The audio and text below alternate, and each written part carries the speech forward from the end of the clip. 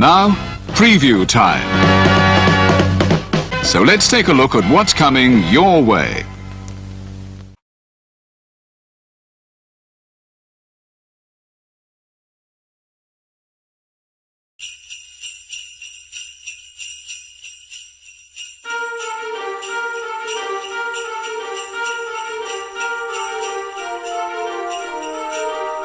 Ho, ho, ho! Merry Christmas!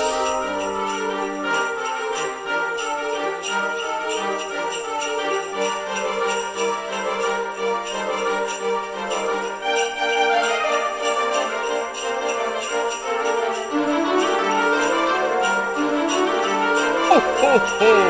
Merry Christmas!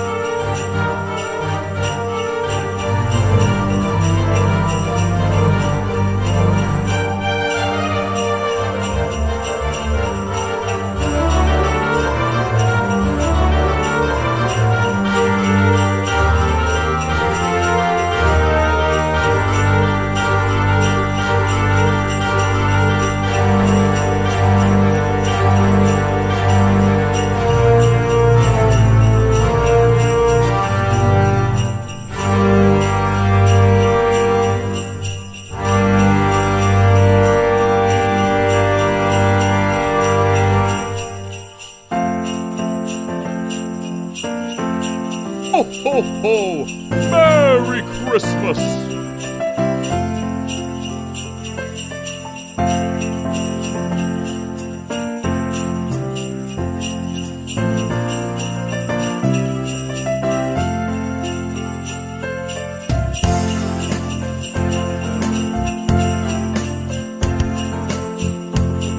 Ho, ho, ho! Merry Christmas!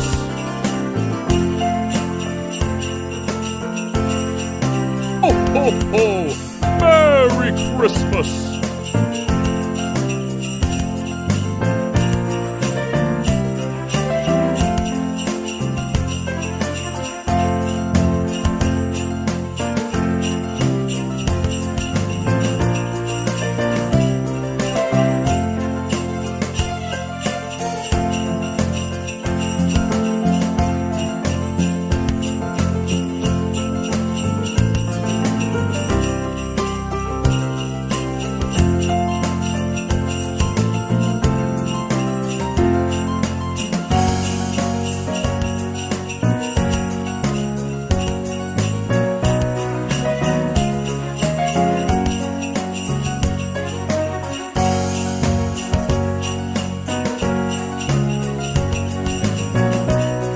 Ho, ho, ho! Merry Christmas!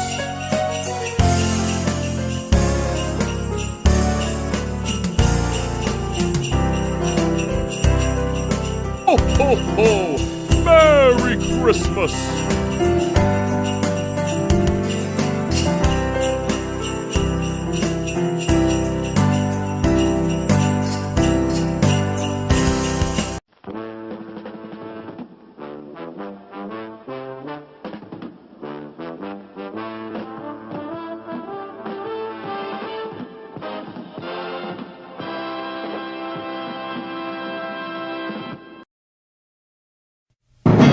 The Jeff Meacham Network's Multiverse of Media. For over 15 years, the recognized symbol of excellence and the standard bearer in coverage of sports and entertainment.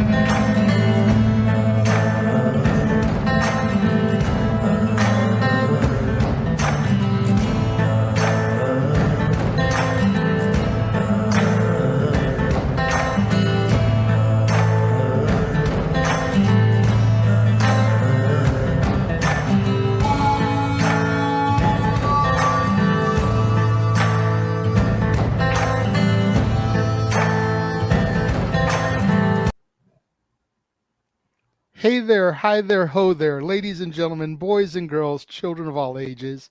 It is time for another non-wrestling edition of the Dads, not always on wrestling, as this month is all non-wrestling. Oh, yes. And we got a doozy in store for you today. Today we are kicking off the first in our three-part series of the top 10 Disney songs of all time. Now, the Disney song library is so massive. We have chopped this up into three eras. Today we're going to be covering songs from 1928 to 1970, essentially the Walt era. Walt passed away December 66. Jungle Book was officially the last thing he worked on, but he did have his hands in the cookie jar of a couple other projects that came after. So collectively, this is kind of the Walt era. Next week, we'll do from 1971 to the year 2000, essentially the Dark Ages and the Renaissance. And then from 2001 to 2022 today, all the way up to Strange World, which just recently came out. Everything will be covered through there. So, three different eras. Myself, of course, the Renegade J.J. Williams, the West Coast Professor Jeff Meacham, and a special guest today, my lovely lady, Cici. Hello, sweetheart. Thank you for joining us today. I'm glad to be here, and especially covering this particular era, which is so dear to my heart.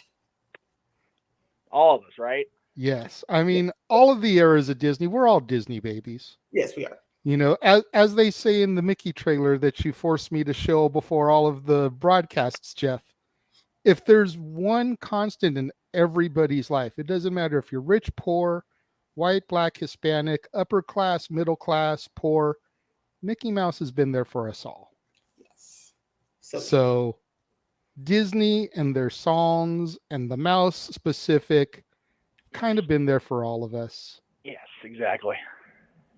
Going all the way back to Steamboat Willie, the first sound cartoon, through Aristocrats is 1970. That's essentially like the last thing we're going to be able to cover in this episode. Yes. And everything is pretty much fair game.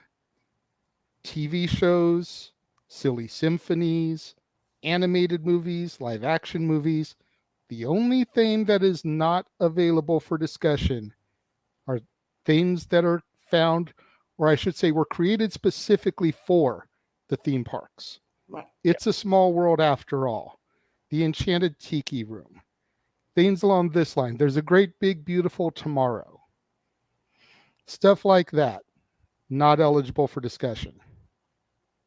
But as I explained to Jeff, a song like Feed the Birds from Mary Poppins, which you can hear a gorgeous piano rendition of inside a Club 33.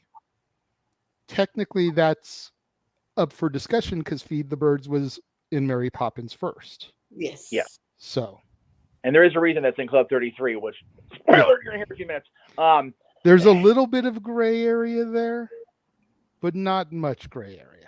Right. So, right. Yes. Jeff, go ahead, kick us off. Let's see what your top 10 Disney songs are from 1928 through 1970. Yeah, JJ had to really rein me in on this one because we all know that my Disney fandom really started because of Disneyland. So he had to crack that whip throughout this year once we first pitched this. And when we first pitched this, I wasn't a cast member. So hearing the music on the regular now, I'm going, mucker father, now I really got to narrow this down. It's been a bitch. It's been a bitch today doing it. Oh, Lord. Okay. So what I did essentially was I kind of divided my list into two different areas. The first four are strictly pure favorites because I just like the songs. I like the movies, whatever you want to call it. The other six I put up there because they had an importance in the existence of the brand, the company, whatever you want to call it. So that's why they are where they are. Okay. And number 10, let's just get him out of the way because he's sitting here in plain sight. There you go. Now, this song was not created for this movie, if I understand properly. because it was a written piece prior to 1940. However, its use in Fantasia in the Sorcerer's Apprentice section in 1940 changed this little guy's life, along with Walt's life and the company's movie life. And I say that because Fantasia was a major undertaking by the company, even 3 years into them making full-length animated features. And I've made no secret in the last years of my podcasting career that bullshit. We just passed 20. I'm not on my age at this point. We celebrated on the air and everything last month, so whatever. I fell in love with Sorcerer Mickey after seeing Fantasmic, and I love this segment of Fantasia, and that's about it with Fantasia. It's a long is what it is movie.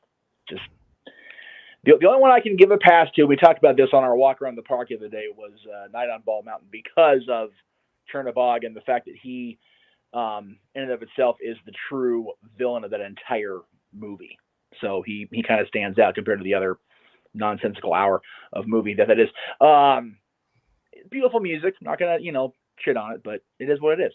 But Sorcerer Mickey, of course, is my favorite, and even him at the bottom of the list still has a major impact on the company figure. He is the symbol of WDI to this day. Walt Disney Imagineering for the. Sorry, I need to speak a non-lay. I apologize. Walt Disney Imagineering to this day. He doesn't look like this anymore on the logo, which I bitched at the company about. They don't listen to me, but whatever. But I love the track. The track's cool. It's got, if you know Sorcerer Mickey, you know the track. It sticks in your head like Small World, only not as annoying or keep you up at night long. It's even on the ornament of the Fantasia ornament. Dun, dun, dun, dun, dun, dun, dun. It's wonderful. Can't use it for copyright purposes. We may do a edit where we lay these in later, just because I know you guys like the songs too. So anyway, number 10, because it's a personal favorite, and I just had to have it on here. There you go. Much like number 9. Now, JJ, more than Cici, is very familiar with the movie from number 9, because much to his chagrin, the DVD did not stay hidden for very long once we moved into his apartment. And yeah, so every day, multiple times a day, the movie that this song came from, You Can Fly, You Can Fly, You Can Fly, 1953, was played on the regular in our house. And what was that movie, Uncle Jay? Peepan! Peepan! That's right, Peepan. I mean, that entire scene is just awesome. He flew. Get out of my head. Seriously, it's the first thing I think when I think of that. He can fly. He flew.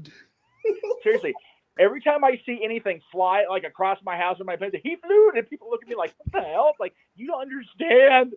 Don't mock my Disney geek. Leave me alone.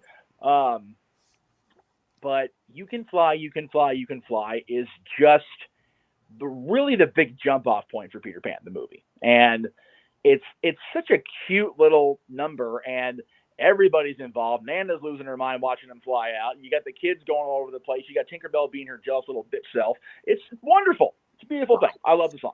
Just good stuff. Speaking maybe a little out of turn, since I did the graphic work for Cici's picks, I can honestly tell you this is not the last time Peter Pan will show up on the list. Yes. And sweetheart, what did I tell you when I talked I to you about... I know. You said he was going to tell the story. I wasn't 100% sure you would have something from it on your list, but I knew that once you saw it on one of our lists, you would tell the story about Dylan could not go to bed without watching that every night. I tried to tell him I did not own that movie, and you called me out on my bullshit saying, yeah, you do. It's right there. And I gave you the death stare like, MFA, if you ever plan on breaking him of this mess, you just effed up. That was like day 2, for real. We had WrestleMania, and then the second day, that was it. That was it. But yeah, that, and then the whole Peepan.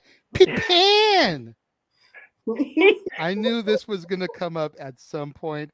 Good to get it out of the way now. That way we don't have to rehash it later. We went to the park last year, ran into Peter walking through the park, and he still says Peter Pan because he knows you and I are such idiots for it. It's gotten to be like the tra la la la la. Like he does not speak that way anymore because of his age, but Right. he will still revert back to it because he knows that it'll just get us giggling like schoolgirls at a sleepover for real. Jay, I'm not going to lie. I walked on stage back on the 12th of this month, a month ago today. And for the first time since we did Holiday Layover, I heard that part and I just started chuckling to my damn self. Oh God. I'm so glad she's not coming this year because I ruined her shit. Anyway, okay. I need to apologize to Cici in advance for this next one. And I say that because the last time she was in the green room or on screen with us, my selection on the list made her cry and upset both of you to the point that F.U. Meacham was almost a shirt for real. It still needs This to one's be. gonna make us all cry. So let me just throw the graphic up real quick. It's from 1941. It is what it is. Okay, Baby Mine from Dumbo. All right. We's all parents now. Yeah. So this shit hits deeper than it did when we was kids. Yeah. Like for real. But it is so much the true story of this movie. More so than Dumbo realizing he's more than just the clown. More so than Timothy encouraging him to come out of that peanut shell and be who he can be. This song, in the point it's at in the movie, if I did have a soul as my redhead damn self, it would destroy it anyway. It doesn't matter. Mm-hmm. It's from the point that she's chained up and removed from the tent as the protective mother to this point, you get it, but you don't really understand the depth and the magnitude of what has happened. This shit catches you up to speed. And it's awful. And it's just heartbreaking. And like you said, it wrecks you even more once you become a parent. Yes. Right? Seriously. Because the thought of being separated from your child because of something that is essentially out of your control. Right. Yeah. You were trying to do right by your kid and protect them from harm. And not only did they take you away from that child, but the child is still able to touch, just not see you, and vice versa. It'd be one thing if Dumbo couldn't touch Mrs. Jumbo, but they can actually have tactile contact. They just can't see each other face to face. That is the wreck of this scene. It is. And it's awful, and I'm sorry if I did it early. Damn. All right, so we've run the gamut now. We've done from my favorite to the cute with the kid to the oh my god emotional wreck with the kid. This is the last of the favorites. Okay. Now, and we're at number 7 for those of you unable to keep score at home because Jeff can't count code. We established that during the Wrestling Trivia Challenge. Right. Buy that T-shirt. Buy that T-shirt on Greg's. I think his spring store's still open. Don't quote me. Don't know. We're filming on a Friday night. I don't even really give a shit right now. It is what it is. This one is a favorite because of the character singing it and because of her status in my Disney fandom. And just because being part of cast, being part of this with you guys, being a part of everything I've done in my adult life that's made me money or brought me joy has been a dream that it was a wish that my heart made. And I can't believe when I saw that freaking Cinderella is 72 years old this year. Yes. I had a moment when I saw that year. I was like, Jesus Christ. Because I was thinking of her as later, but no, she was like, what, second princess? Third? Yeah, second. Yeah. Snow, by the way, Cindy, Aurora. Yeah. By the way, honorable mention was Once Upon a Dream, because that song is just beautiful. But I figured one of y'all might be covering that one, so I would let it be.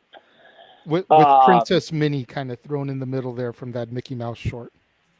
That's accurate. That's fair. But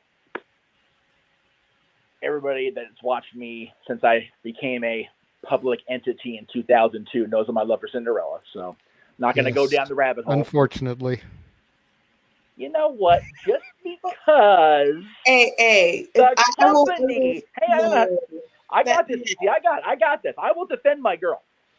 Just because the company decided to make her dress just blue enough that Aurora got her shit taken away, that's not Cindy's fault.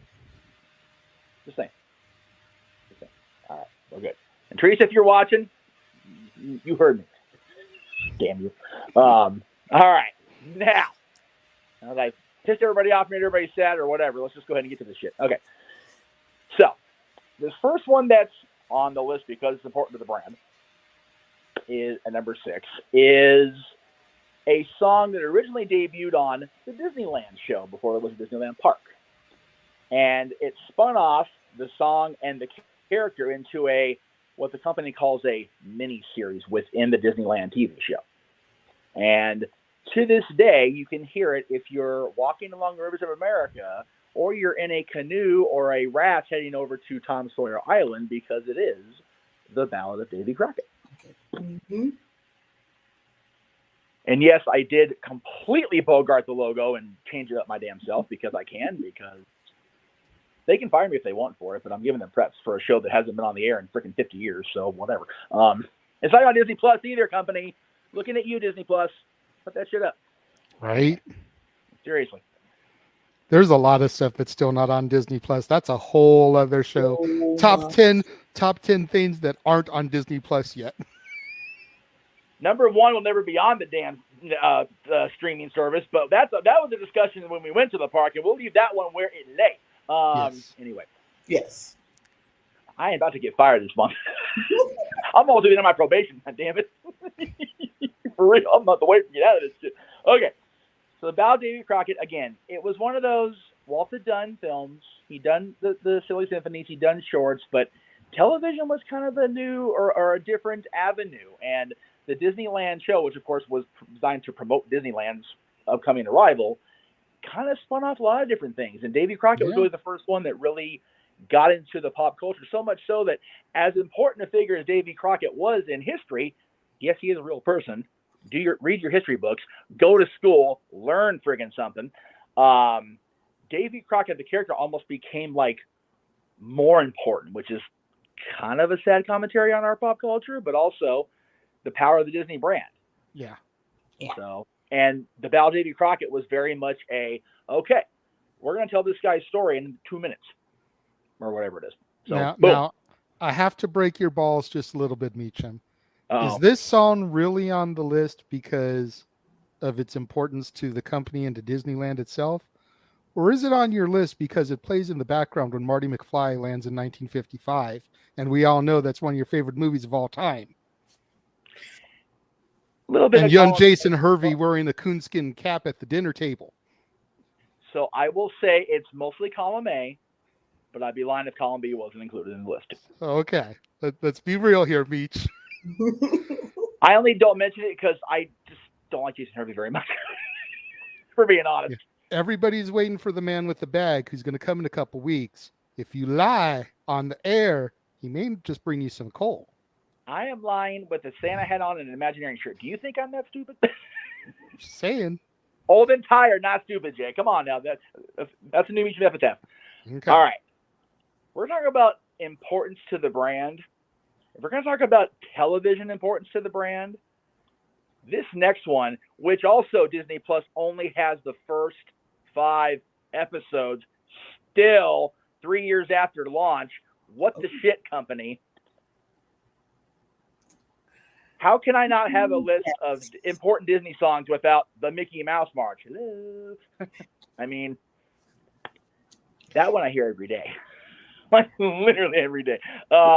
Christmas or not. Matter of fact, the Straw Hatters have a show. They usually set up in front of the showcase now, and they bring him out playing that song. So there you go. The Mickey Mouse, everybody knows the Mickey Mouse March. Every single person on the planet, unless you don't have access to outside media, Australia, knows the Mickey Mouse March. Mm-hmm. That's what's on the list. Straight and simple. Pretty much. I mean, who is the leader of the club? That everybody, like, as soon as you hear that opening, the music part, you know, oh, Mickey's coming. Here we go. That's Yep. what it is. It's one of those muscle memories. You hear that opening note, it's like, oh, it's time for Mickey the Mouse. Mm-hmm. Okay, time to cry again. Number 4 is on the list for a couple reasons. One, the importance of the movie to the company. Number 2, it was the company founder's probably greatest theatrical triumph, the movie itself. And number 1, it was because it's his favorite song. And it was mentioned earlier. Ah, yes. Now, I've loved this movie since I was a boy. I'm not even going to try to front on that. I love this song since I was a boy. Although when you're a kid, it's like, God damn, this song's slow. Get back to the action. Thanks. And then you hear the story from Mr. Sherman about Walt walking out of the office after a day, sitting there next to them, in the room and on the piano with the Sherman brothers, and just goes, play it. And they would play Feed the Birds on the piano for him. And he would cheer up, and he would get up, and he'd go home to Lily. Mm-hmm. Yeah, I mean, from a kid's perspective, that song murders the movie about as much as Cheer Up Charlie or There's Always Tomorrow from Rudolph. Like, it just brings the movie to a screeching halt. Yeah. Yes. But like you said, when you get older, you get wiser. Maybe you've seen Saving Mr. Banks, which incorporates a lot of that into it, or you've done your research and you know how much that's all meant to Walt. Mm-hmm. Then all of a sudden you can watch it and you see it in a completely different light. And you're like, okay, it still slows the movie down. Yeah. And it still takes a minute to get going again coming out of it. Yeah. But I can be a little bit more acceptive of it because of what it means to Walt and the company and everything you said. So Not just to Walt, to the company. It's like it's a major lesson for the kids at that moment. And as parents, we look to that, major lessons that are shown to kids. And even though as kids, we don't realize what the lesson is, as we grow up, we actually understand what they're trying to represent in that. And it's such an important song. When we find out through the course of documentaries and through, of course, the same Mr. Banks, how important Mr. Banks really was, because much like we found out through the prequels, that Star Wars isn't really about Luke Skywalker. It's about the rise, the fall, and the redemption of Anakin Skywalker, at least until the sequels came out and then threw everything into a loop, because that's what we do at the Walt Disney Company. Boy, don't fire me. Mouse Mafia. Don't hear that shit. Anyway. Hey, we love the sequel trilogy for everything that it is, but yes, absolutely. 1 through 6, and even 4 through 6 is about 4 through 6 is about the redemption of Anakin Skywalker. Yep. You bring 1, 2, 3 into it, and now it's the rise, the fall, and the redemption of Anakin Skywalker. Right.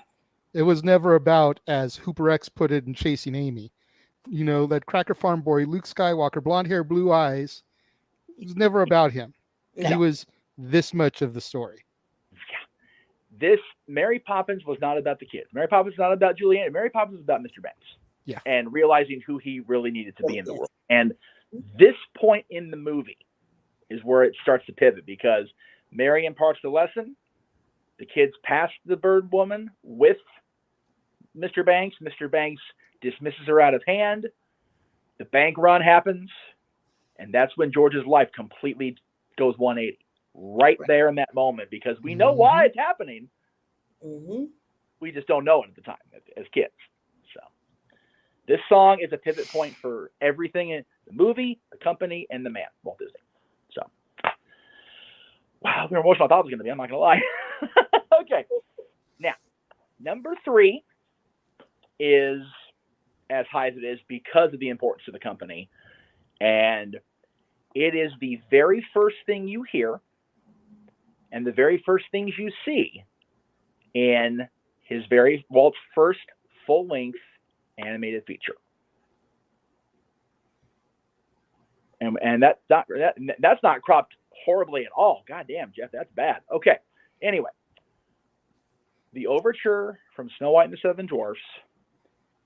Like I said, it's the very first thing you see and hear out of Walt's first attempt to go big. Mm-hmm. Because if he hadn't gone big and succeeded, he would have gone home. That's what we always say: go big or go home. And it wasn't right away, but it did hit big. So much so that we're sitting here now, 95 years later, this month, for the record, I believe, that the company is afloat. And not only surviving, but thriving just a smidge.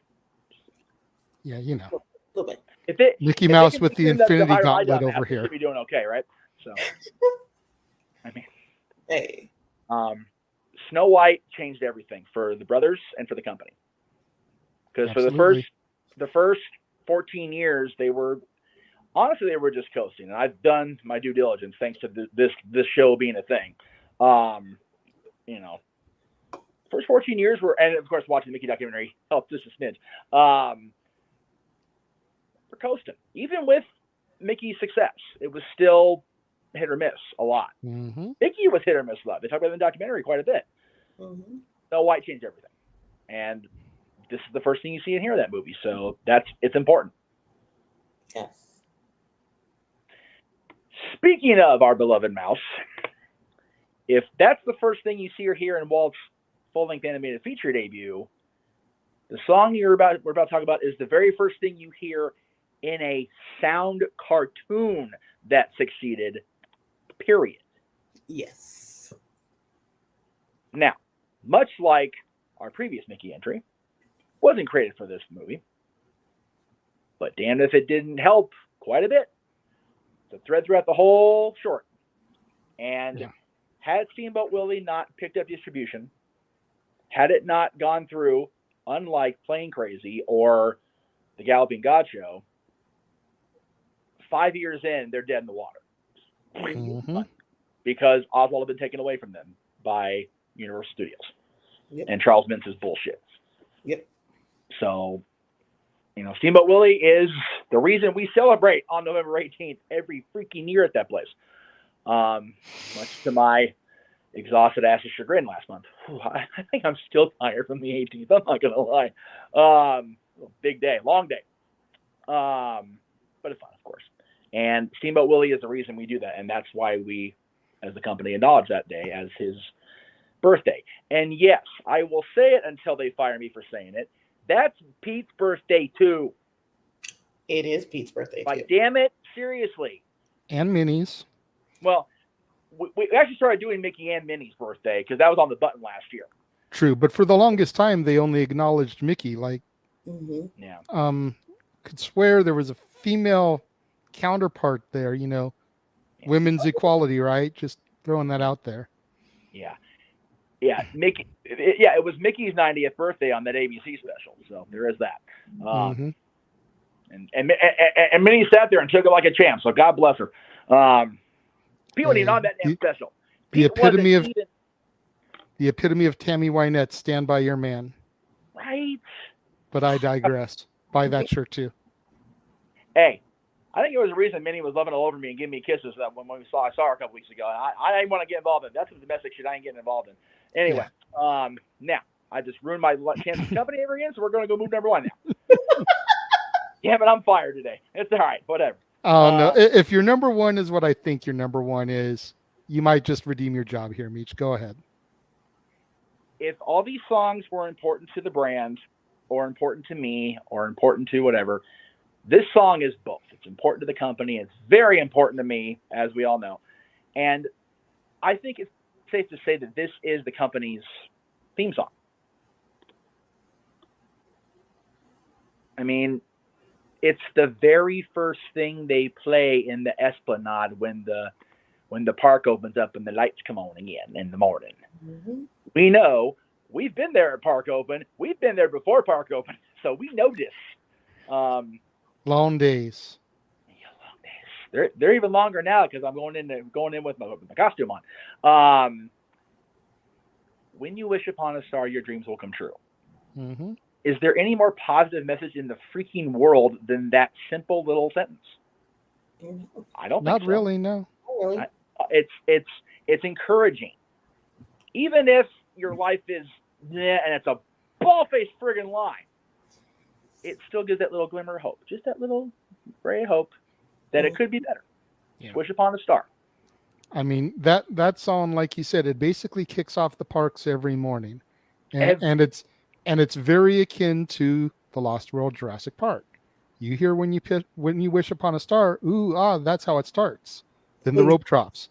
Then comes the running and the screaming. I use that in the kitchen so much, and I go, "Oh wait, wrong part. Go ahead, move on. Go ahead, you're good." But it's accurate, 100% without question. Like, if there was ever a quote that was not Disney that described rope drop in the morning, there it is. Yes. Ooh, that's how it starts. Then there's running and screaming. You get off that tram, you're cruising, you're walking up to the gates, everything's good, the gate's open. There's a little bit of shuffle, not too much. You walk down Main Street, you hit that partner statue. Oh, Walt and Mickey. Rope drops. That's it. It's over. Out into the hub, as was designed. Spread out. Yep. It only took me 32 minutes. I'm proud of my damn self. Hey. I am proud of you too, sir. That was a stellar list, and I will have you know, knowing what's to come from Cici and knowing what's come from me, between the two of us, there is only one similarity to your list. Wow, that makes me feel better. I'm so glad. That's good. And I will just throw this out there before I let Cici take it away and give her list. I originally had 17 songs that I narrowed all the 28 to 70 down to, and then I had to narrow down from our 10. So I shared one with you, and I originally shared one with Cici, right? But then I let her have it, and I just picked from the other 16 on my list. So originally I had one in common with both of you, but out of 30 songs, that means there's 28 that were different in the Disney catalog. Yes. Like that says a lot about the difference of our tastes, the way we were raised, and our subjective preferences. Exactly. No, I will say that even though we have songs that are different, we had a few movies in common. There's quite a few. I think we have a lot of the similar movies, but I know there's at least one movie that all three of us share and have different songs for. Yes. And I will say for Yvonne TC, I really, and I mean struggled to not have Bare Necessities in my top 10 because I love that song so damn much. But it's like, I know one of y'all's going to have it. Gee, I wonder which one. So I figured just... No, really? Neither of you? We both have Jungle Book, but neither one of us have that song. Bare Necessities, yes. Wow. Okay. Now I am curious. All right. Okay. Sweetheart, the floor is yours. I know you've got your little notebook in front of you with your rewritten notes, so go ahead and take it away with your number 10. Okay. So before I get started, I just want to give you guys, in all honesty, I know we had all those different categories to choose from, movies, television shows, things. I realized while I was going through my list is many things, the Merry Melodies, everything that I had to go through. Growing up, my influence actually stayed mostly in movies, and I will tell you why. Because my father, he insisted on showing us all the things that he found so amazing as a child. So Blockbuster was our friend, and we did mostly movies. So as much as I love all of those things, my top 10, after I was done, was like, they're all movies. So my number 10 from 1961, as we were speaking about earlier, sweetheart, the only other song that we know that we can share with the world knowing from Ray Bolger. Babes in Toyland. Nice. Yes, we won't be happy till we get it. And I chose this one because, as you'll see with my list, I have a penchant for villains. Yeah. They have the most interesting stories usually, especially when it comes to Disney. And the fact that this one is so very stereotypically, the dark man with the mustache. Right. Snidely style. Yes, Snidely Whiplash. Yes. But I always loved that song so much. Whenever I watched Baby in Toyland, in fact, my sister and my brother I used to drive them nuts because I would rewind that part because it was to me it was the most exciting part of the movie, other than Ed Wynn's part. But it also, the villain songs always set the tone for the movie. Without those songs, you do not know what the conflict is, and that song always made me get up and want to dance. Right. Yes.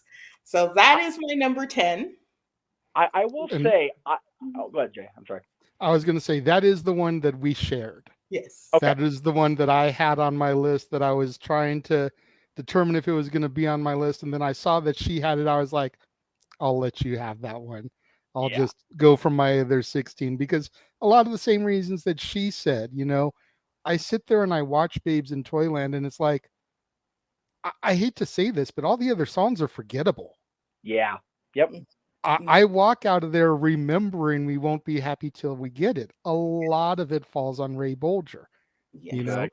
The Scarecrow from The Wizard of Oz. It's like, that's how I grew up knowing him. And then I saw this movie too. And it's like, wait a minute, the Scarecrow's a bad guy? Yeah. And he was a good bad guy too. Yes. Like, he was so dastardly. Yes. All right. So I was going to say before sorry to interrupt. I think that your approach, as far as like you understand that the villains drive the day. I think that's a large part of why the companies embrace the villains so much and why they've kind of given them their own little place in history, in the parks, in media, because they realize that not everything is about the princesses and the heroes, man. You cannot have a good protagonist without an equally impressive antagonist. Yes, absolutely. And Walt was a storyteller, first and foremost, and stories are driven by the antagonist. So true. So, let me see. Next, my number 9. So, my number 9 is one of the first movies we share. And the funny thing is that my number 9 is 1941's Dumbo. And the funny thing that you mentioned, the song just before mine, which is The Pyramid of Pachyderms. Yes.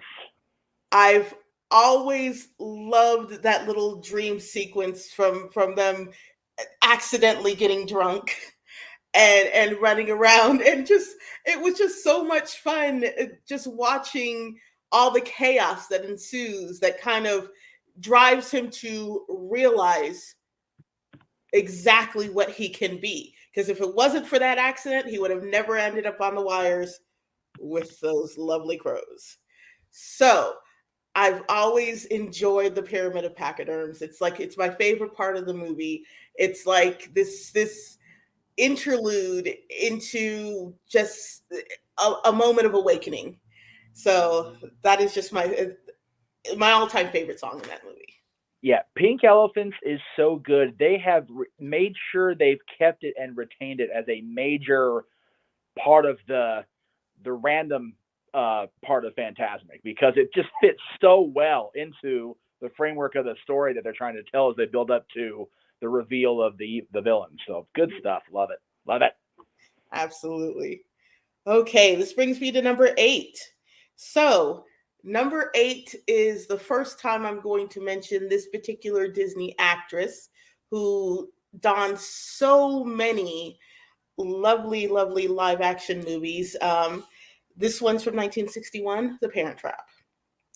So, yes, it is the time the twins actually, as the song says, get together. Yes. It's their attempt to bring their parents together So they show up together, and each of their styles fuse to show that if they can fuse everything, not knowing who each other was, not even 2 months before, maybe you guys should start talking and pulling yourself together. So I've always loved that part. It's the little, that 60s rock moment in the movie, but it's the first time that they, right after they reveal that they've switched places, I've always found that like that fun little, okay, let's now put the cheer in the movie because it's been tense all the way up until this point. Right. Yeah, I only really got to appreciate Parent Trap a lot more after seeing the remake, and also after moving in with my sister, because the Haley Mills love does not decrease one bit in that house. So just, but it's so funny to think of her now and all the stuff she's done, and she's still so tied to this brand and this company. Yes, so, and she was a wonderful actress, just great stuff. Okay, so now we come to number 7. Now, number 7 is important to me because my father has this subculture that he's absolutely obsessed with. The country of Brazil. Oh. So at 8 years old, he got introduced to everything Brazil, and during that, he decided to go on an adventure. And of course, Disney had an introduction to Brazil of their own. So as children, he put this in. He's like, this is your introduction to Brazil. And so it's 1944's Three Caballeros. Nice.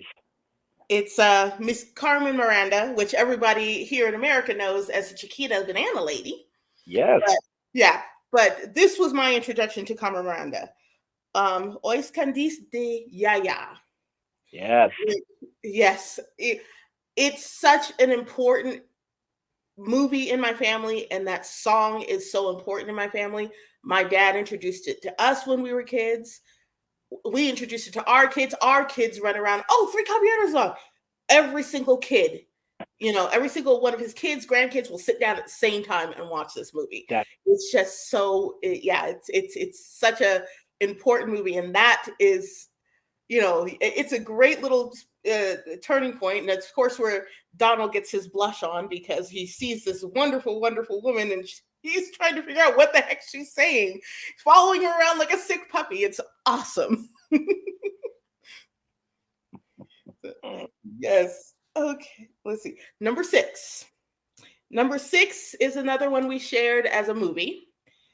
Yeah. 1953's Peter Pan. Peter Pan. Yes. Peter Pan. Yes. Except following the leader. It was such a fun little song, and it was the first time that John and Michael really learned how to play. Because if you think about everything they do, they have to kind of hide their enthusiasm for play up until this point. And now they're out and they're having an adventure, and let's play follow the leader. So we're running around wilderness, having a good time and learning how to be children. Right. And it's just an amazing part of that story. It's my favorite part, just watching them actually transition and learning that it is okay for them to actually be boys for a while. Right. So that's just an awesome little transition there. Yeah. I got to say in front of you, see, because JJ knows this. The moment I realized that Mr. Darling is also the voice of Captain Hook, and the comparison of why the kids have to hide, it was kind of like a whoa moment. Right. And I talked about this with him. It was like, it all makes sense. Yes. I get it. And then when he has a moment at the end about remembering he was a boy and seeing the pirate ship, it was like, whoa. Right. So yeah, I've always enjoyed that part, and to the point where, like I said, my siblings and I, we all have our hands in this list. But we would literally go around the house singing the song, playing, following the leader. It was fantastic. The only time I went over to Tom Sawyer Island and actually enjoyed it was we did that with my friends. Exactly. Okay, number 5. Number 5 is actually from 1955's Lady and the Tramp. Oh. And yes, it is the Siamese cat song. I told you, penchant for villains. Damn. I love this moment. I've always loved this song. It was the only reason why I even wanted a cat as a child until I found out I was allergic. Because these, I loved Lady to death, but the whole being jealous of the baby and everything like that, they kind of put a nice little spin on that and it kind of gives her that wake up moment to realize, okay, there's more to life than just me.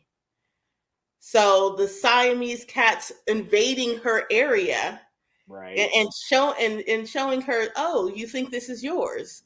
Anything can happen to you, darling. Right. If I don't think if she had that wake up moment, she would have survived outside. I don't think she would have. No, I agree. So they are such a pivotal point, and it's such a fun song. Especially for a villain, it's such a fun song. Yeah.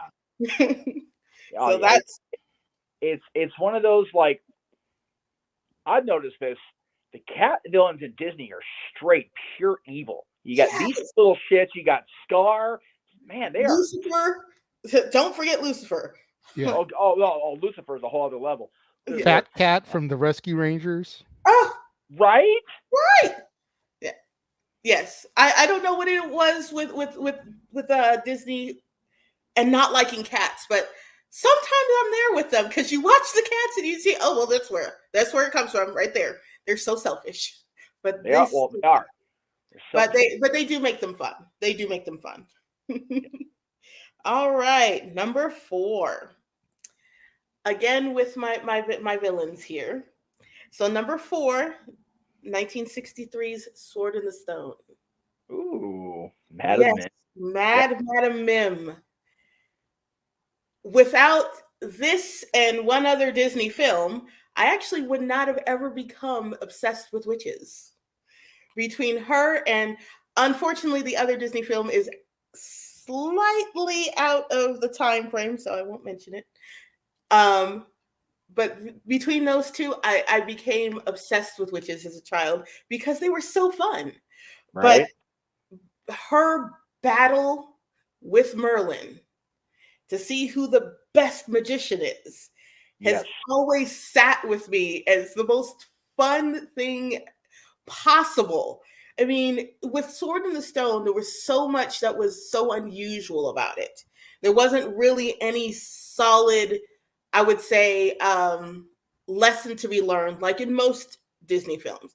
You always have a lesson to be learned, but this one was just all over the place. So when you see the chaos of Madam Mim, all the chaos that he learns to become Arthur is so worth it because it explains why everything is so chaotic and what he's being prepared for. Right.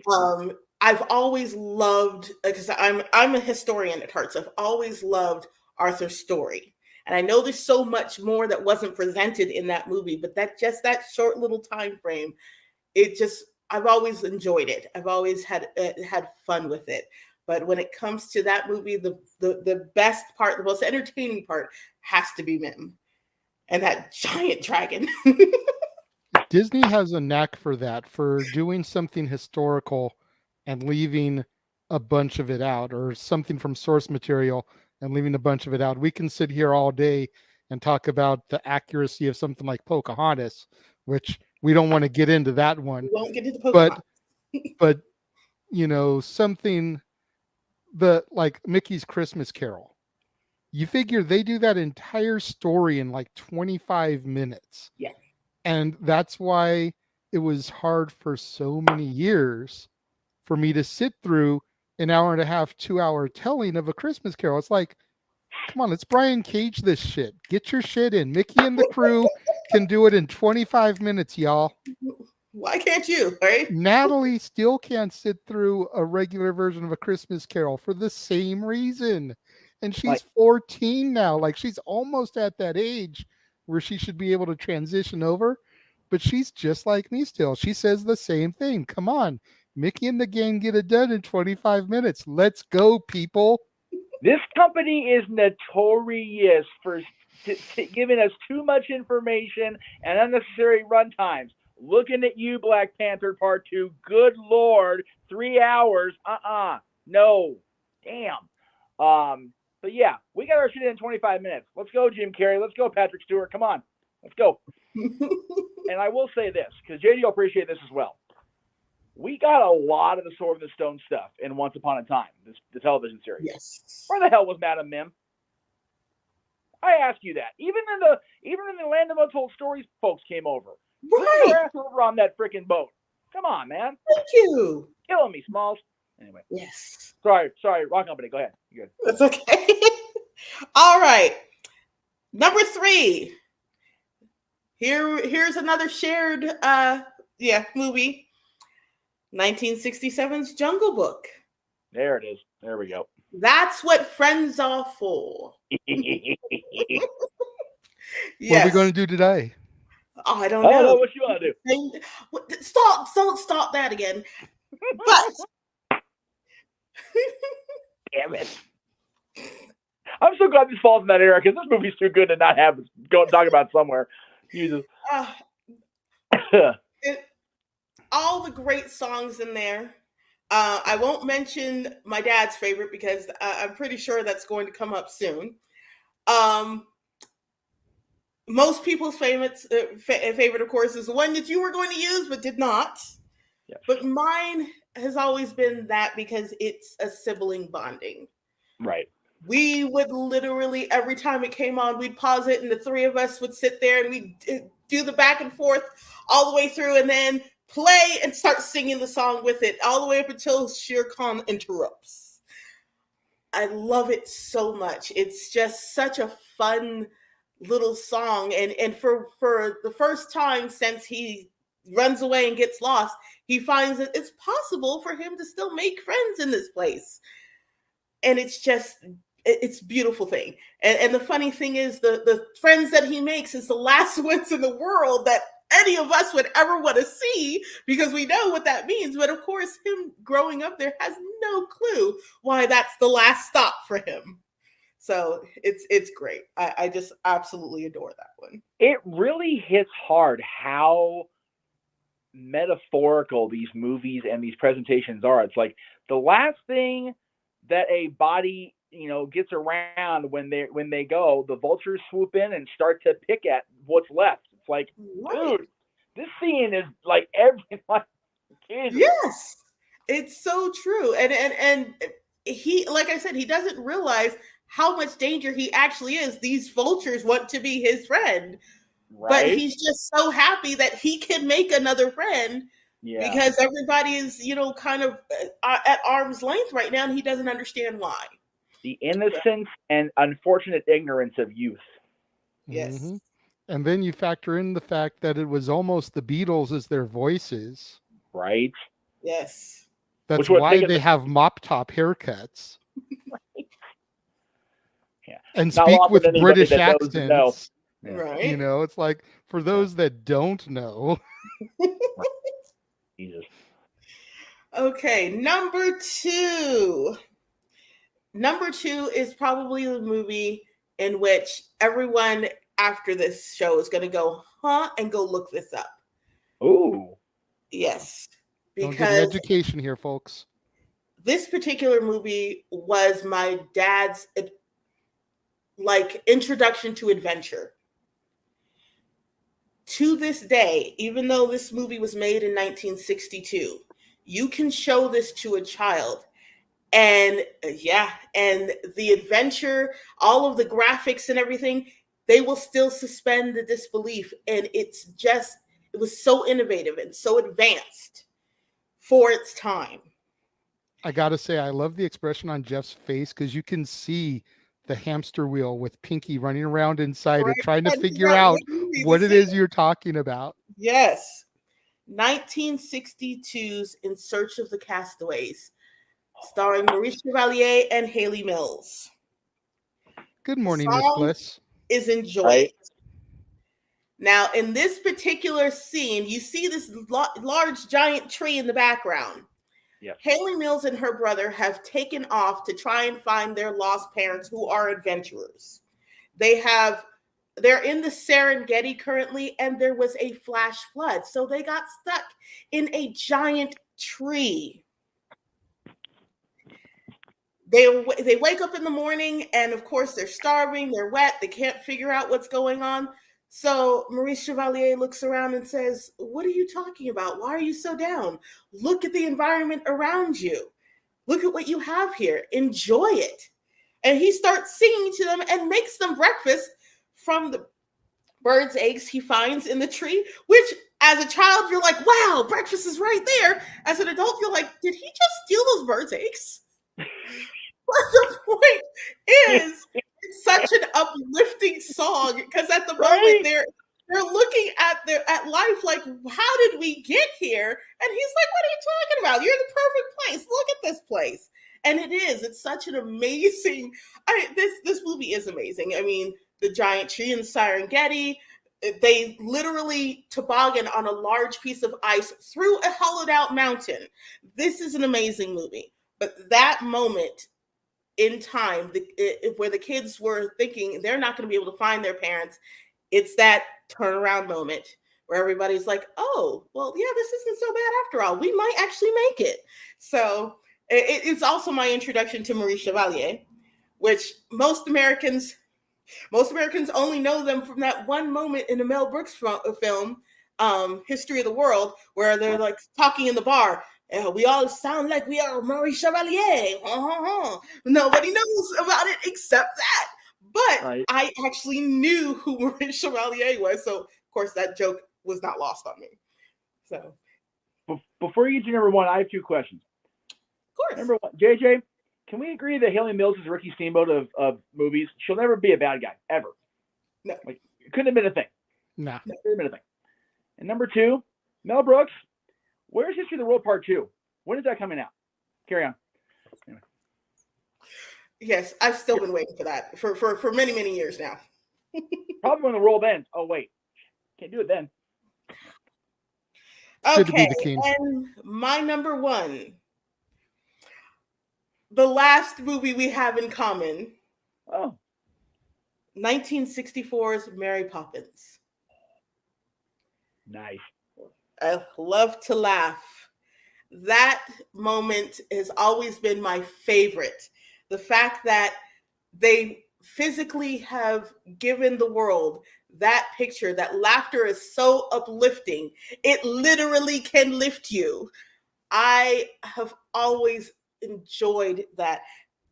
First of all, I've always been a huge fan of Ed Wynn in the first place. Just hilarious man. But her visiting her uncle, that moment, it is just the pinnacle of the movie for me. You know, it's not that I don't understand or don't enjoy the whole rest of that movie, but that has always been my favorite part. Because my thought process has always been that laughter is uplifting. It's one of the reasons why I smile all the time. And that is literally the physical representation of my whole thought process. So that is my number one. That's awesome. I love how your list was bookended by Ed Wynn movies. That was awesome. And it occurred to me right now, in this moment, at whatever the hell time it is taping it on this day, that it was Uncle Albert in the room that was different from on it there, and then Cousin Topsy. Are they related? Just saying.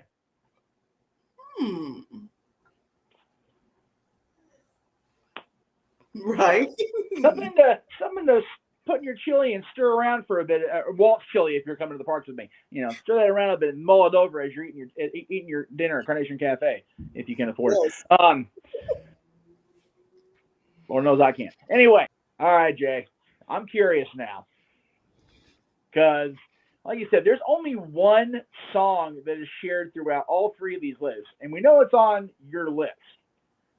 So, 29 songs, and there's only one that's doubled to make it 30. So I am greatly curious what is in store and what neither one of her and I had that's on your list.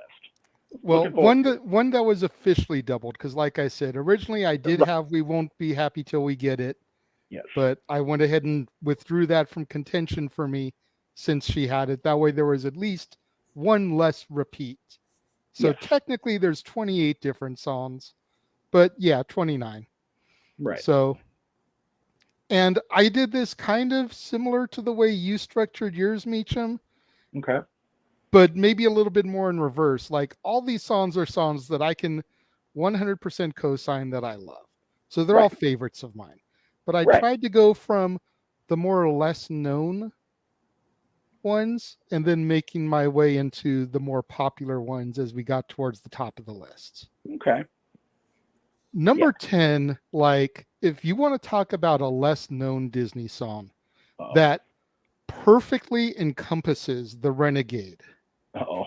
It is the title track from this 1965 movie, sung by Annette Funicello and the Beach Boys. Yeah. The Monkey's Uncle.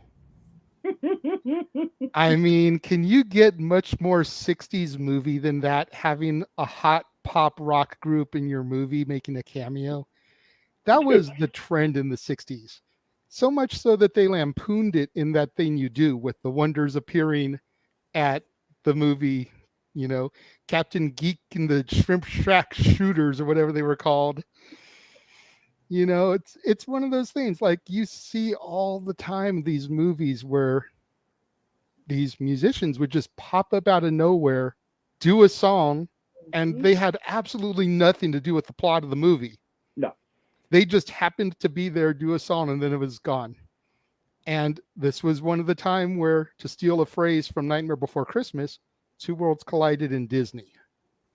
You had the most famous Mouseketeer prior to the 90s with Britney, Christina, Justin, and all of them. Annette Funicello, alongside the Wilson brothers, their cousin Mike Love, their best friend Al Jardine, the Beach Boys.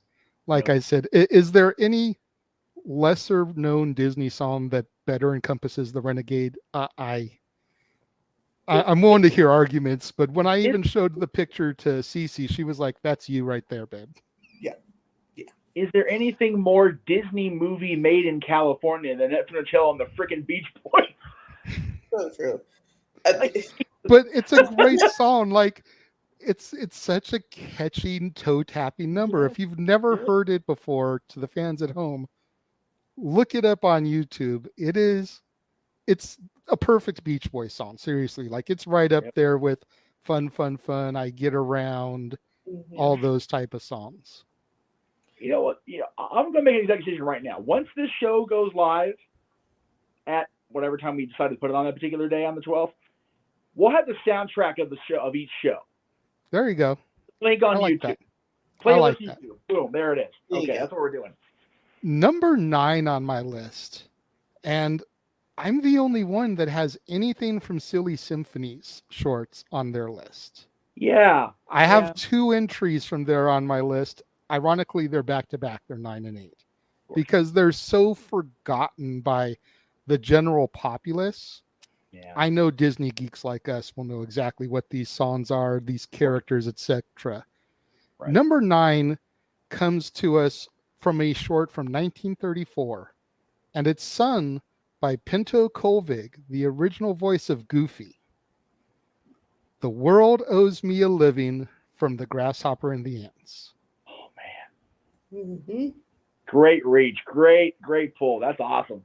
I remember seeing this short growing up as a kid, and even before I started making connections about how certain voices sounded alike, there was something about this that was like, I know that voice for some reason. Why is this voice so familiar to me?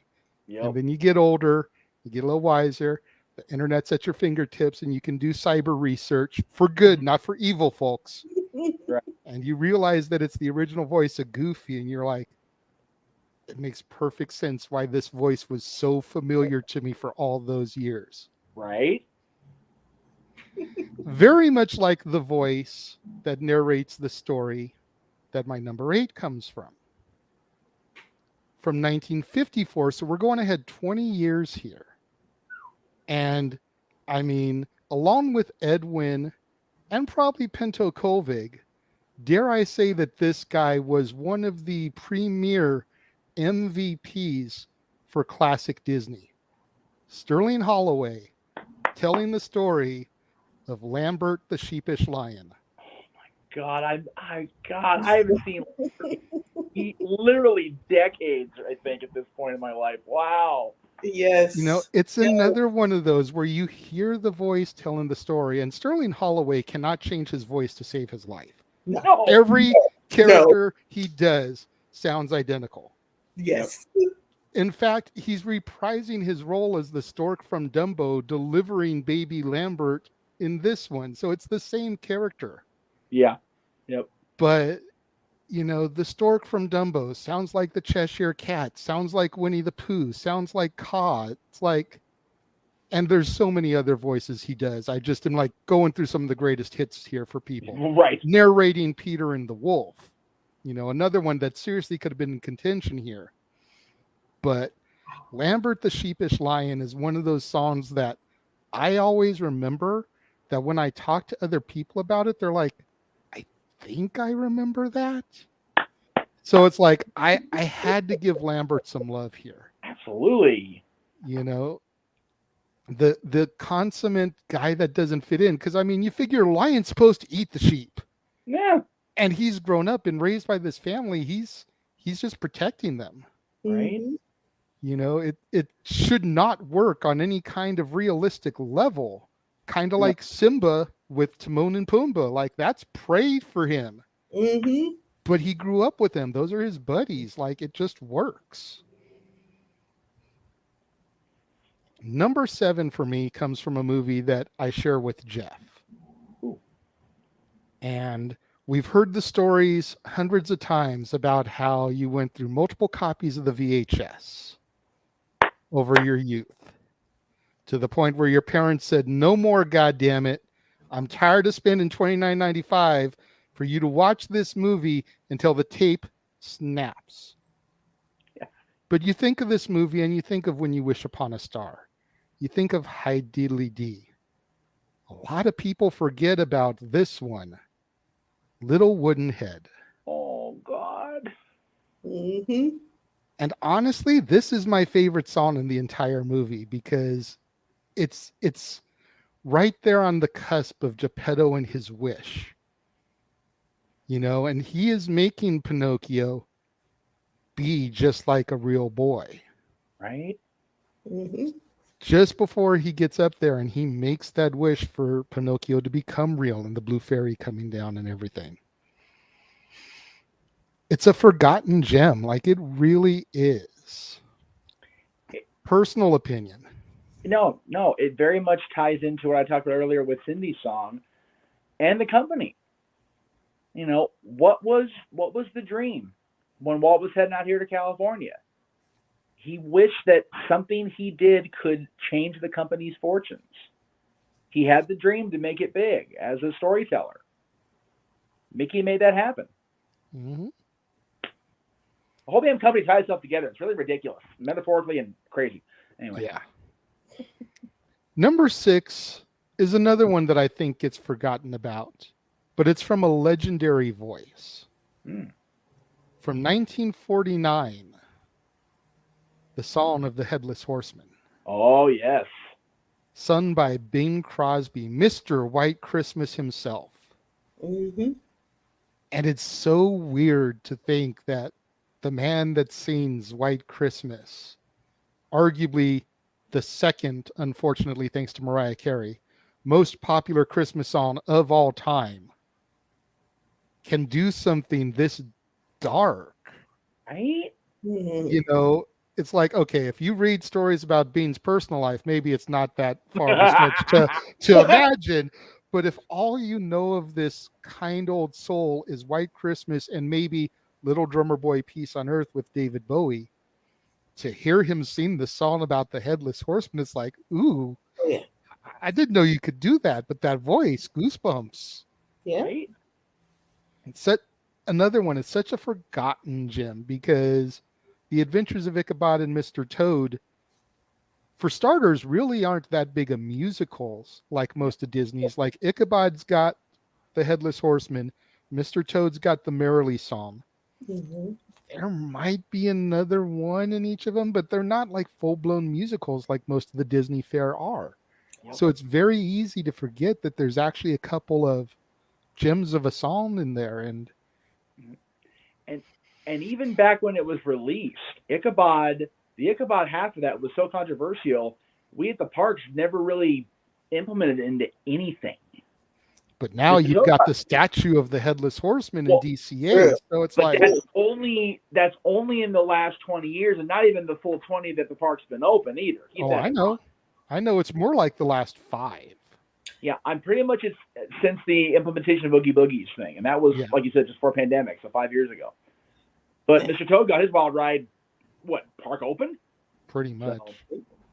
I can tell you that particular song and that particular cartoon was actually one of the things that sparked my love for history in the first place. That's also one of the fairy tale stories, which we know does have some truth to it. Yes. That I studied so much. In fact, when they made the actual television show a few years back, yes, I was the first in line to watch that. In fact, I'm rewatching it now. It's another forgotten gem. It's not our Disney thing, but it's very much a forgotten gem in the annals of film and television because it was very good. It was. All right, so here we are at the halfway point, and this is the one movie that all 3 of us had on our list. Oh. Meacham, you had Feed the Birds. Cici, you had I Love to Laugh. From 1964's Mary Poppins, I bring to you The Perfect Nanny. Nice. And I found it interesting that none of us had Step in Time, Nope. Chim Chimery, Supercalifragilisticexpialidocious, or Spoonful of Sugar. As iconic as all of those songs are, we all went left field or left center. Mm-hmm.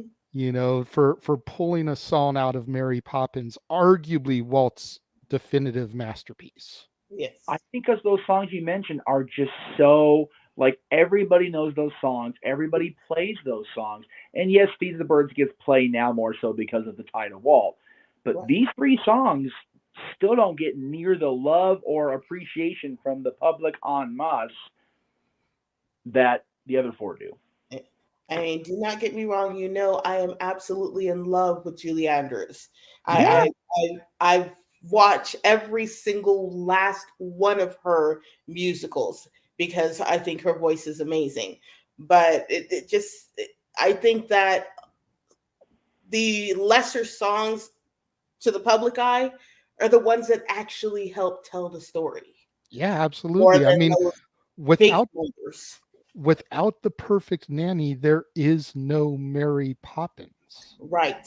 Because it's Right. their letter, their song, their requests for their dad and mom to find in their nanny that ultimately results in Mary Poppins materializing at their doorstep. Yeah. And literally blowing away the competition. Think about this, Jade. This is the only song either on our list or mentioned by you just now that is not sung by Dick or Julie True. in some way. Granted, and when Yeah, part of that's Love true. to Love is, That's true. Yeah. but yeah, all those songs feature either Julie Andrews or Dick Van Dyke in some sort of vocal. This one does Mhm. not, and it really, like you said, kicks the story off. So now we get to the more popular ones, Ah. in my personal opinion. We've left some of the lesser known behind, the forgotten gems, if you will. Number 4 is, it's a sentimental favorite. It's one that my daughter loved. It's one that my daughter actually got to perform a dance routine to.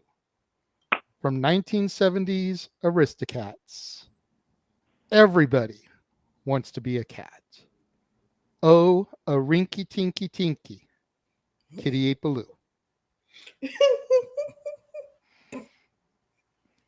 You laugh, but for years and years, I got it. for those of you out there that don't know the story, that is what Teresa, my daughter's mom, used to say about that movie for years because of the fact that Thomas O'Malley is Phil Harris, the voice of Baloo. And much like Sterling Holloway, he doesn't change his voice. He's just Phil Harris. Yeah. Yes. So Thomas O'Malley sounds undeniably like Baloo. Like there ain't even an attempt to change, add an accent or anything. No. He's just screw this. I'm Phil Harris. You're paying me to be Phil Harris. I'm gonna be Phil Harris. God damn it. That's right. So it was Kitty ate Baloo because the kitty sounded just like Baloo. The only thing worse than the cat sounding like Baloo was freaking Little John dancing like Baloo. Oh, wait a minute. They were both bears. They were just different shades. But yeah, I mean, I love the Aristocats. There might be a couple other songs that I would more traditionally pick. I also adore Scales and Arpeggios.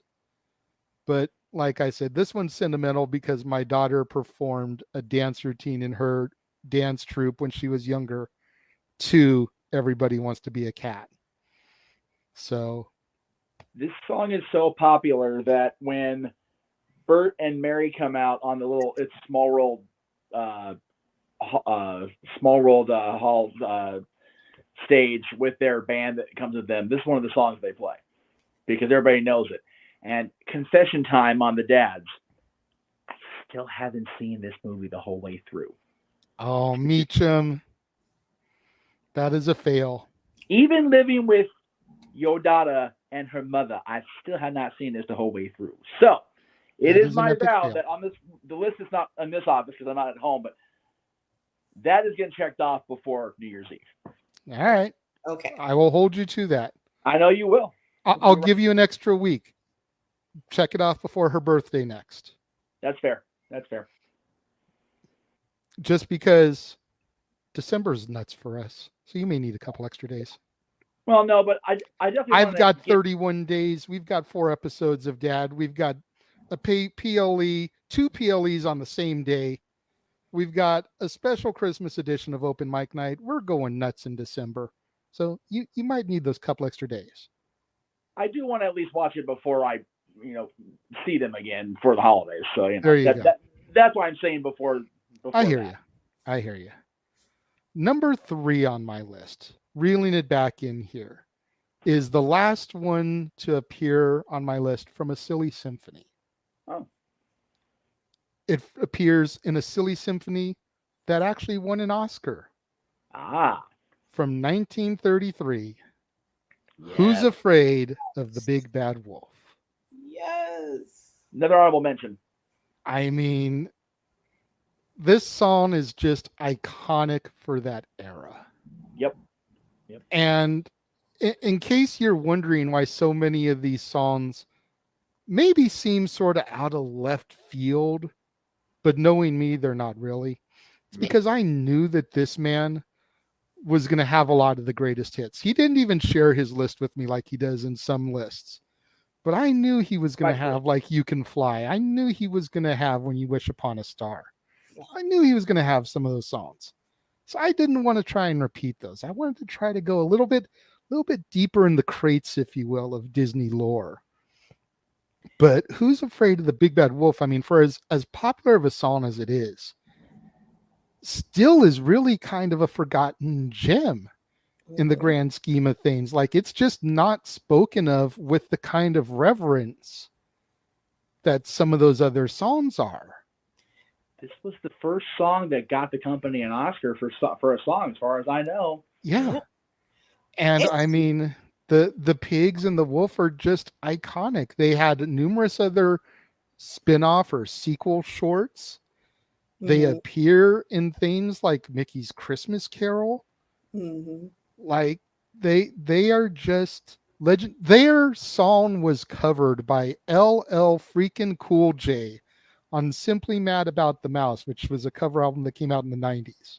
Yes. While guys like Billy Joel were doing When You Wish Upon a Star, LL Cool J was rapping Who's Afraid of the Big Bad Wolf. Yes. Like, for real. Yeah. When you think about it, as important as this short and this song was to the company, they have not even been meetable characters in a minute either. They were at Long Lost Friends days. That's how forgotten those four are. We got that. Oh yeah, we when we saw them, the two of us went, "Oh shit!" They just brought us back.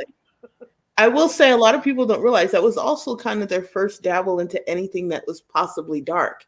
As fun as the actual song is, if you look at all of the visuals in that, it is a dark cartoon. Mhm. I mean, the picture of their father on the wall, from how how the wolf meets his demise. It was a dark cartoon. It is.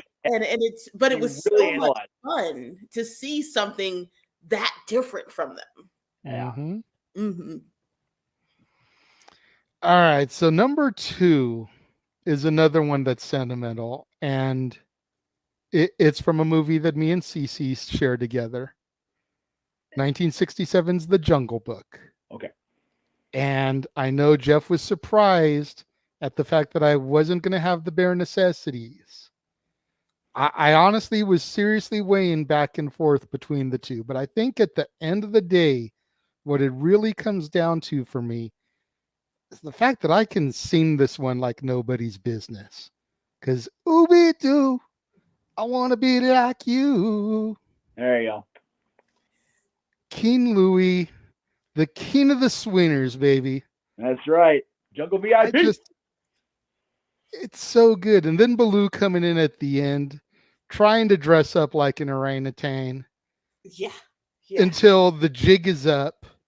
And he's like, oh, crap, the disguise fell off. Yeah. My dad absolutely, I mean, when this song comes on, I mean, the whole rest of the movie can play. This song comes on, he will run from 3 rooms away to do this song because he loves it so much. I mean, and his favorite part to do is when the little assistant starts whistling. He loves that part. He's like, why didn't my man get more play? Because he was down with that whistle, and King Louie kept pushing him aside like he wasn't doing his thing. King Louie was a straight up hater. Yeah, he didn't want nobody stealing the spotlight from him. No one. No, not even the boy. No one can steal the spotlight. Okay, so before you get to this last one, now I'm curious as shit because we still haven't got to the one we share yet, and this is it. Mm-hmm. So now I'm curious as all hell. Well, at the end of the day, I mean, what I'm wearing should give it away. Who's the leader of the club that is made for you and me? Oh no, not that song again. Not that song again. You know, the Mickey Mouse Club. I mean, the Mouse March, with the exception of the actual Disneyland show. What show was the most defining Disney show of all time? Yep. You figure it got the original run there in the 50s into the 60s. Yes. Reinvented in the 70s. Yep. Reinvented in the late 80s into the early 90s. Reinvented in the mid 90s. Yep. Reinvented in the 2000s to Mickey Mouse Club House. Reinvented in the early 2000s with House of Mouse. This show, in some way, shape, or form, almost as much as When You Wish Upon a Star, has been that defining Disney characteristic. And it started in 1955. Both those songs have endured. You know, I grew up on the repeats of Mickey Mouse Club. I remember waking up in the morning, sitting down for breakfast, Mickey Mouse Club on the TV station, on DTV, you know, After that would be Oh like my Mouser Size, Yes. you know. After Yes. that would be like Dumbo's Circus and Welcome to Yes. Pooh Corner, which those we may get to in that era. They're definitely Yeah. in contention on my list. Little Yes. spoiler alert. Not sure if they'll show up yet, but they're definitely in contention. But like that's what I grew up on. Absolutely. And Yes. then like I said, growing up with the 80s, late 80s era and the party, Yeah. you know, that spun Mhm. out of there. And then you got a little bit deeper in, and like I said, you had Britney and Christina and Justin Timberlake and Carrie Russell, and Oh yeah. Mhm. there were so many people that were important to late 90s, early 2000s culture that spun out of that era, Yep. like almost as iconic as Annette herself from the 50s. Like you Yes. figure what she went on to with movies like The Monkey's Uncle, the Beach series with Frankie, Yes. you know, it's like, Yes. To quote a famous toddler, Miss Annette Funny Jello. Or if anybody, yeah, so you remember. I see you remember. I remember. so Hey, yeah, I will- number one for me is the Mickey Mouse Club March. Yes. I will say this though. You grew up on the repeats. You must have had a very repetitive childhood because according to Disney Plus, there's only 5 episodes of that show. Well, see, back in my day, Sonny, before there was a Disney Plus and there was a Disney Channel, they showed them all.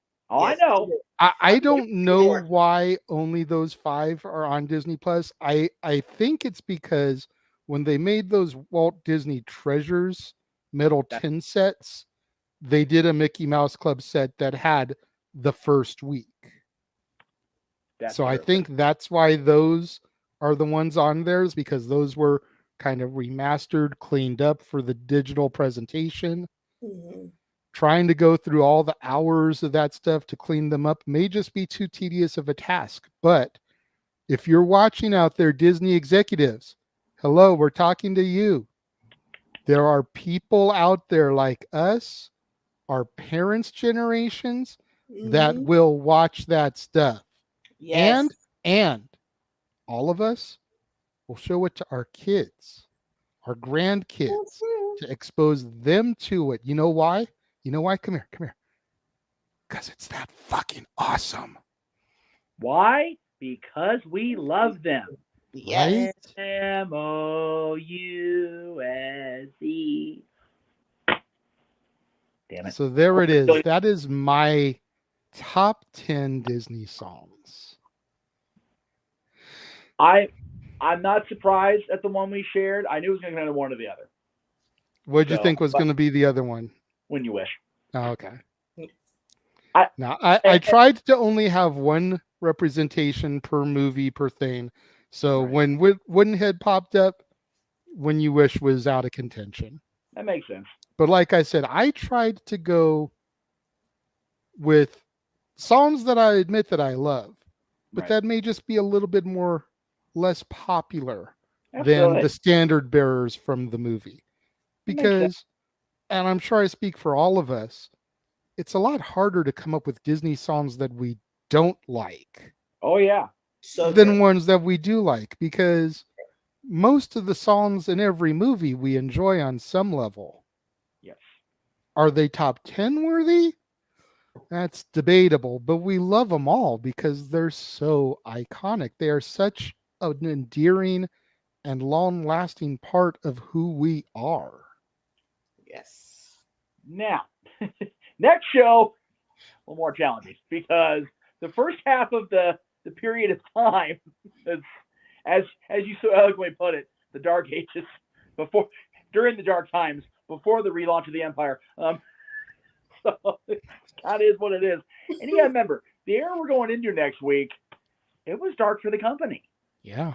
Yeah. Walt I mean, had just they passed, were without their fearless leader. and- They and did in not know how 1971 they were going to get through. If you're 1971, Disney World's going to launch, and then Roy's going to pass.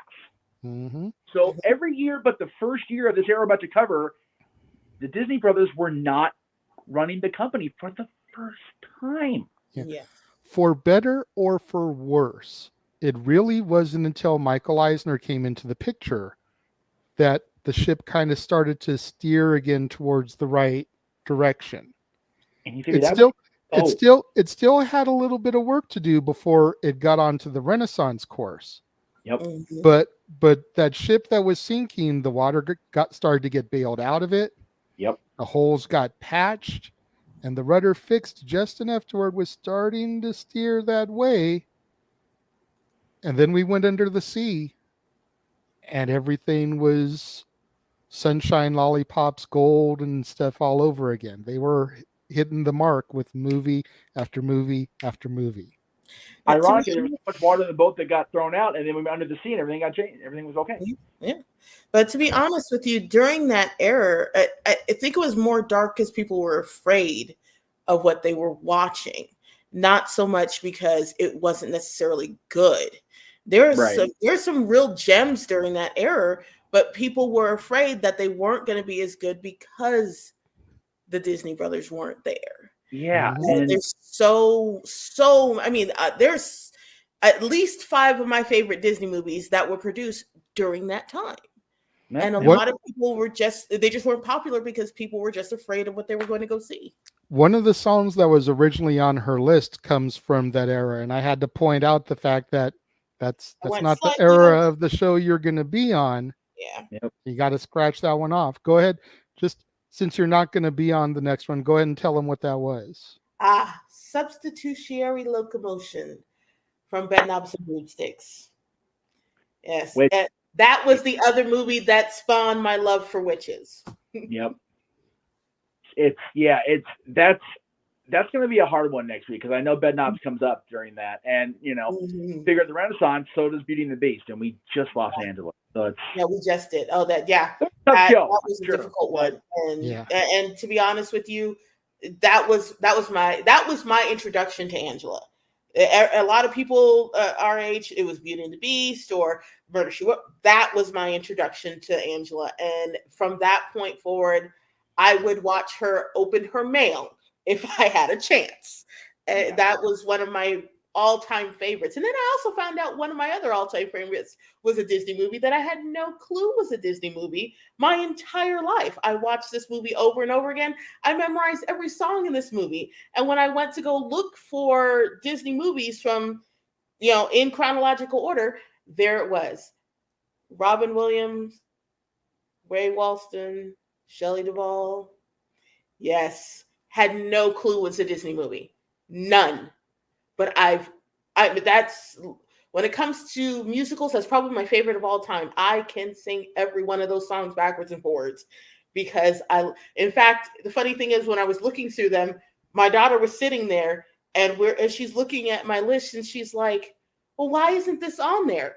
And she even told Jay which song she would choose because hers would be Sweet Pea's Lullaby. If she had this list, she would choose Sweet Pea's Lullaby. I'm like, see, but that's one of 4 I would choose if I had this list. Yeah, I think people forget that for those of you that aren't paying attention, but I think people forget that Popeye was Disney because as perfect as Robin Williams was to play Popeye, he didn't do all that well at the box office. And even in 1980, Disney was still a box office success for the most part. So people went, wait, that sucked that bad? It was Disney? Wait, what? Right. Because it was during the Dark Ages. Yeah, and exactly. The thing is, it's a cult classic now. It doesn't suck that bad now, but then everybody was like, what is this? For I'd say 18 years of my life, I watched that faithfully on my birthday every single year. I loved that movie. I still love that movie. It's absolutely amazing. I love the Popeye cartoons so much, and of course, Robin as Popeye is always good. But that I was convinced to eat spinach, and it was not just any spinach in a can. It was the Popeye brand spinach in a can that my grandmother bought for me at the grocery store. I took one bite and threw the mother effer against the wall because it tasted like, Dad, no! So kids, eat your spinach. It's good for you. Don't be like Uncle Jeff. Be like Cici and eat your spinach anyway. It's all you're good to go. You good. That's right. I loved Popeye spinach back in the day. It just I've never liked spinach, even on a cold sandwich. Like meh. It is what it is, but we off the rails there. Yeah, we did. What did you guys think of our top 10 Disney songs from 1928 to 1970? What did we forget? I know there's a lot of them we didn't touch. As always, our lists are subjective. You know, just because it's not on our lists doesn't mean it's not a song that we love. But maybe it's something you would put in your top 10. Share your top 10s. If you're watching the premiere, leave them over here. If you're watching on demand later in the day, leave them down there underneath Cici. That's right. This was so much fun. And honestly, even with that little sideways off the rails banter, we still kept it under an hour and 45 minutes. Which, yes. Holy hell. I was totally anticipating this to be like a 3-hour power sesh, knowing us and our love of Disney songs. Yes. So I am impressed. That was good. And we look forward to a couple things. We look forward to the fact we don't have to cover a damn pay-per-view the rest of the year, so we don't have to worry about the weekend. Right? I know that she's thankful for that. Right. Although open mic night will still be a thing the next couple weeks. So, but we're doing it on Friday on the 23rd, and we'll get to the plug. So yes. We've, like Jeff said, we've got 2 more weeks of Disney songs. Next week will be 1971 to 2000, and then the week after that will be 2001 to 2022. Like I said, Strange World, which opened up back in November, the end of November, is the last qualifying movie that can be on our lists. Like the Oscars, kids. Got to get it in. Yes. We've got, like Jeff said, open mic night, the special Christmas Eve edition. The Eve the Eve of Christmas Eve, as you so eloquently put it. Yes. Where we will have the Wheel of Carols. Good grief. Save your money for super chats, folks. We have got such gems on the wheel as Oh Christmas Tree, Deck the Halls, Joy to the World, and of course, the 12 Days of Christmas. A $5 super chat will get a spin of the wheel, and all 4 of us, myself, Meacham, Noah Foster, begrudgingly has agreed, James Hebert, and if they're here, Josh Mansfield is down, Mikey T is down. We are all gonna go make fools of ourselves and sing these Christmas carols because that's what we do for Christmas. It's like the Russian roulette wheel painted in red and green candy canes. It's all about having fun, just letting go of the stress and the BS of the year and just having a good time. Simply. That's what we're going to do. Well, that one we're not going to do more than likely unless we add it to the wheel. I'm thinking if, a lot of the selections go, we may do like an interpretive song. Medley. That way we can put a little bit of a ha-ha spin of it without getting copyright dinged. The ones that are currently on the wheel are in the public domain. Okay, that's fair. Yeah, okay. That way we don't get copyright dinged for them. But if all of those or a lot of those get taken and we still have time, then we may throw like a Renegade interpretive performance where maybe I'll do like a William Shatner mock read of some song lyrics. John Malkovich doing Night Before Christmas. Gotta make it happen. James could do his Morgan Freeman. Oh dear God. Doing some Christmas lyrics. That way we don't get copyright pinged. Right. I can't say the word out loud because we all in it now. As long as we avoid that one song that our King's buddy says we have to avoid until Christmas morning, we're good.